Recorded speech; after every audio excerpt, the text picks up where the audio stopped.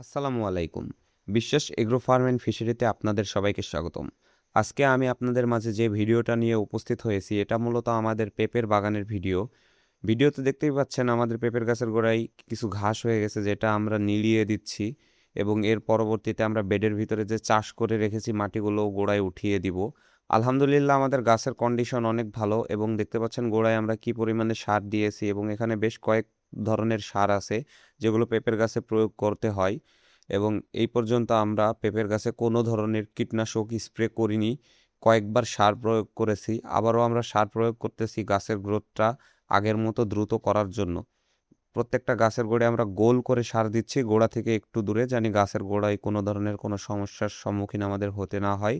আলহামদুলিল্লাহ আমাদের এই যে উপরের জমিটা দেখতে পাচ্ছেন এখানে আমরা আলু লাগিয়েছিলাম এবং পরবর্তীতে এখানে আমরা মরিচের চারা রোপণ করে দিয়েছি আজকে কয়েকদিন হলো। মরিচের চারাগুলো মাটিতে লেগে গেছে। এই ভিডিওটা আমরা আর কিছুদিনের ভিতরে আপলোড করে দিব। এবং এই যে দেখতে পাচ্ছেন আমরা কিভাবে আমাদের পেঁপের গাছে সার প্রয়োগ করছি। এভাবে সার প্রয়োগ করলে সারটা সম্পূর্ণ কাজে লাগে এবং আমাদের গাছের চেহারা দেখে আপনারা বুঝতে পারছেন গাছগুলো অনেক হেলদি আছে। এই যে মাটানোর শেষ পর্যায়ে আমাদের বাগানটা এইরকম লাগছে ঠিক দেখতে। যারা আমাদের ভিডিওটা ইউটিউব চ্যানেল থেকে দেখছেন তারা আমাদের চ্যানেলটি সাবস্ক্রাইব করবেন এবং আমাদের ফেসবুক পেজ থেকে দেখে থাকলে আমাদের পেজটি ফলো দিয়ে আমাদের সঙ্গেই থাকবেন।